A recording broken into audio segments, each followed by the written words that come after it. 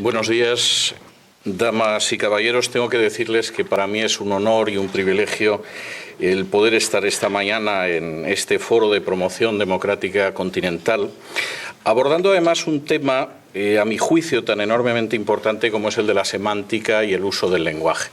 Obviamente, en 15 minutos esto va a ser un vuelo de pájaro, y un vuelo de pájaro muy rápido. Lógicamente quedarán muchos cabos sueltos, pero sí me gustaría abordar algunos temas que me parecen esenciales. Permítanme empezar con una cita. Dice así: todo el aparato gubernamental se dividía en 4 ministerios. El Ministerio de la Verdad, que se ocupaba de las noticias, los espectáculos, la educación y las artes. El Ministerio de la Paz, encargado de las cuestiones relacionadas con la guerra. El Ministerio del Amor, que se ocupaba de mantener la ley y el orden, y el Ministerio de la Abundancia, que era el responsable de los asuntos económicos. La descripción que acaban ustedes de escuchar la escribía en el año 1949 un británico que se llamaba Eric Blair, aunque seguramente muchos sabrán que su nombre de guerra, su seudónimo era George Orwell, y que el libro del que yo he citado es 1984. 1984 describía, en una fecha que ya tenemos 3 décadas a las espaldas, un mundo en el que habría desaparecido la democracia. Y de manera, por cierto, bastante lúcida, me atrevería a decir que brillante, ese mundo en el que habría desaparecido la democracia sería un mundo en el que los únicos regímenes que habría serían precisamente dictaduras socialistas. Eric Blair no escribía porque sí, de hecho tenía una experiencia a las espaldas antes de haber tomado la pluma o la máquina de escribir muy interesante. En el año 1937 había acudido a España a combatir en una milicia de izquierdas y estuvo a punto de ser fusilado, pero curiosamente no por las tropas del general Franco, sino por los agentes de Stalin en España. Y desde luego había aprendido mucho de esa experiencia. No solamente eso, Eric Blair además describía como la gran amenaza para la democracia que todavía existía en 1949, la creación de sistemas socialistas que tendrían fundamentalmente 3 características. El primero, la escasez. La segunda, el gobierno ejercido mediante una oligarquía que sería imposible de desplazar del poder. Y la tercera, la manipulación del lenguaje. La manipulación del lenguaje iba a ser tan importante que sobre todo iría hacia los sentimientos y que además se serviría de poderosos aparatos mediáticos. En esto, como en muchas otras cosas, hay que decir que Orwell fue profético.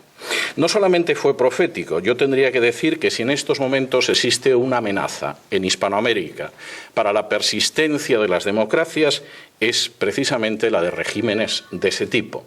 Regímenes de carácter socialista, en los que abunda la escasez económica, en la que el gobierno está formado por una oligarquía que no tiene la menor intención de verse desplazada del poder y en el que se utiliza una forma de lenguaje, el double talk que decía Orwell, ese lenguaje doble que únicamente es la mentira. De manera bastante reveladora, y creo que esto es para reflexionarlo continuamente, el socialismo totalitario no desapareció en 1991 con el colapso de la Unión Soviética. Todo lo contrario, ha mutado. Y esa mutación, además, está siendo especialmente peligrosa, y me alegro de que se mencionara el Foro de Sao Paulo, porque este es uno de los aspectos que a veces se pasa por alto, pero es enormemente relevante. Ha mutado con visos de extenderse, sobre todo en países que sociológicamente son católicos, y esto por una serie de razones. De manera bien reveladora, la base de esa expansión, la base de esa amenaza para la democracia, amenaza real, insisto, y en proceso de crecimiento, aguanta sobre 3 manipulaciones del lenguaje. Y son 3 manipulaciones del lenguaje absolutamente orwellianas. La primera, la guerra es la paz.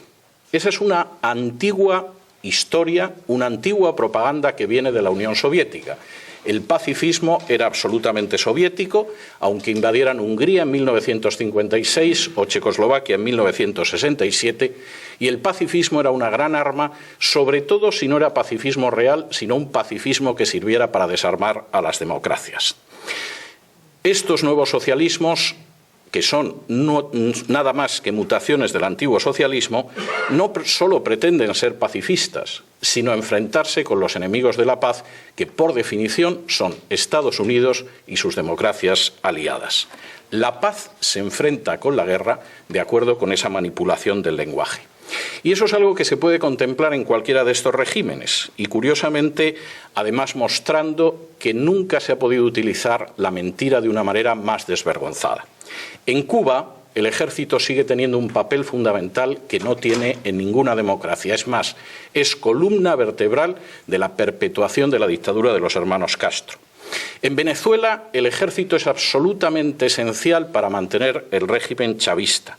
En Nicaragua, el poder sigue siendo ejercido con la alianza de unas fuerzas armadas absolutamente politizadas y que no sirven a los ciudadanos sino a una oligarquía de izquierdas.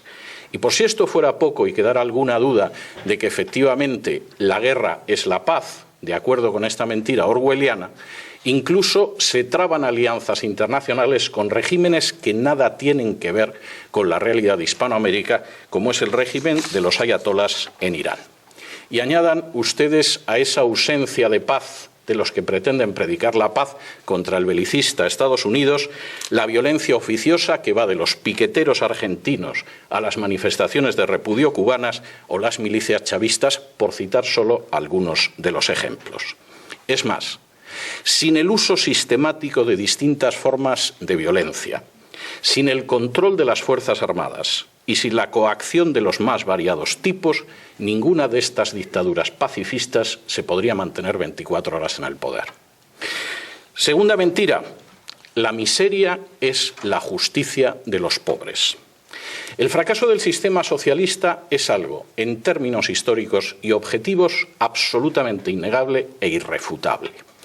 Solamente las cifras que se publicaron en lo que todavía era la Unión Soviética, en la época de Gorbachov y la perestroika, mostraba que la nación tenía un sistema con unas perspectivas absolutamente miserables para ancianos, enfermos o disminuidos físicos o psíquicos. Es más, la supuesta legitimación del Gulag, si es que se puede legitimar el exterminio y encarcelamiento y esclavización de decenas de millones de seres humanos, no existía. Y eso sucedía en una nación que tenía ingentes materias primas, posiblemente el país más rico del globo en materias primas, un sistema educativo de elevadísimo nivel y cuadros disciplinados y preparados. Asuman ese mismo sistema en naciones como Cuba, Bolivia, Venezuela, Ecuador, Nicaragua o Argentina, que ni tiene esa riqueza, ni esos cuadros, ni ese sistema educativo, y a nadie le sorprenderá la miseria. Pero el recurso a la mentira resulta obligado para disfrazar la miseria y la mala gestión de justicia para los pobres. Los ejemplos son muchos, no me puedo detener en todos ellos, pero por ejemplo, es la insistencia en culpar de todos los males económicos de las naciones de Hispanoamérica al régimen capitalista, cuando es muy dudable que en la mayor parte de Hispanoamérica, con las excepciones y los matices que ustedes quieran, haya habido jamás un régimen capitalista. Si por régimen capitalista entendemos el libre mercado, la libre competencia y la justicia independiente. Me permitirán que les diga que, en mi opinión, en Hispanoamérica, en términos generales, lo único que ha habido siempre es una continuación del sistema hispánico de riqueza. Es decir, la riqueza no viene de la libre competencia, del talento o de la independencia judicial, sino que viene de la cercanía con el poder político. Y eso quizá explica por qué no ha aparecido ningún Steve Jobs o ningún Bill Gates al sur del Río Grande. Porque en realidad todos sabemos que hasta esas dictaduras socialistas están creando sus propias oligarquías y que los nuevos millonarios, por ejemplo en Venezuela, no es gente de especial talento o con especial capacidad para crear riqueza, sino gente más cerca del calorcito que da el poder. No es de lo mejor que evidentemente trajimos o trajeron los españoles a América. Y ciertamente el mensaje es claro. La miseria, en realidad, es la justicia para los pobres. Aunque esos pobres tengan que hacer cola para comprar papel higiénico o se hayan enterado hace muy poco de que si viven en Argentina solo podrán hacer 2 compras online al año. No solamente eso, se tacha de antipatriotas a los que aman a su patria y quieren la libertad de su patria, olvidando la famosa máxima de Thomas Jefferson de que el mayor patriota es el disidente, porque por encima de intereses políticos lo que quiere es la prosperidad y la libertad de su nación. Tercera mentira, las tinieblas son la luz. El impacto de estos sistemas debe muchísimo, aparte de al poderoso aparato de propaganda y, por supuesto, al respaldo internacional, al hecho de que hay una tierra de cultivo que es especialmente favorable. Naciones que han sido maceradas desde hace décadas con conceptos y términos como la opción preferencial por los pobres, o el asistencialismo, o el recelo hacia la economía de mercado, que han padecido, permítanme que utilice ese verbo, la teología de la liberación, eran cultivo abonado para que en un momento determinado creciera la planta siniestra del socialismo totalitario. Y esto era claro ya en los años 70. Cualquiera que sufriera la enorme agonía estética de leer un libro de uno de los teólogos de la liberación brasileño, Frei Beto, titulado Fidel y la religión, donde el dictador cubano pretendía aunar, más bien pervertir y subvertir categorías de pensamiento cristianas para amaestrarlas hacia el comunismo, sabe de lo que estoy hablando.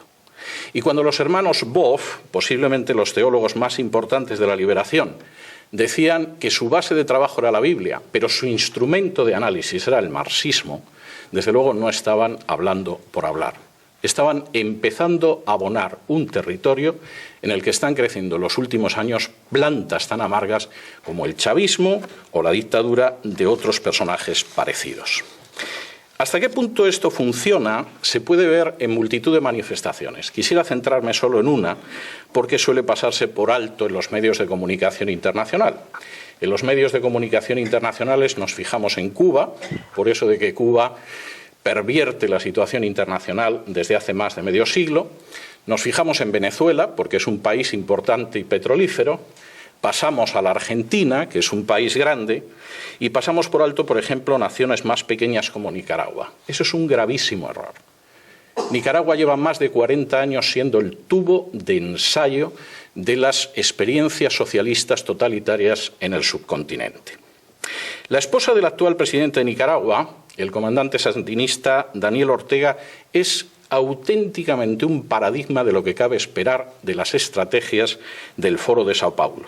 Rosario Murillo puede ser al mismo tiempo bruja y llevar entre 15 y 20 anillos en los dedos, generalmente de turquesa, porque al parecer eso evita la mala onda de los enemigos del pueblo, que por supuesto son los que no son sandinistas y aman la libertad.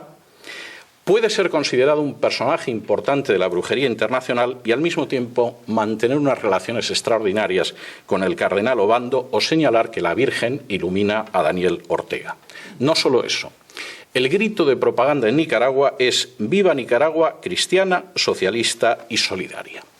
Y presentando al cardenal Obando, antiguo disidente y yo diría que enemigo valiente del régimen sandinista, Rosario Murillo decía lo siguiente: «Te tenemos aquí para invocar al Altísimo, al Todopoderoso, al Gran Espíritu, al Supremo Hacedor, a la fuerza que nos mueve desde la vida hacia la vida, con nosotros en esta Plaza de la Fe San Juan Pablo II, su eminencia reverendísima Cardenal Miguel Obando y Bravo». Para añadir a continuación, puro Foro de Sao Paulo: «Cardenal Miguel, eres esa luz de esperanza y fe, viva el cardenal, nuestro amigo fiel». Y por supuesto en Nicaragua la revolución se llama la Revolución del Amor.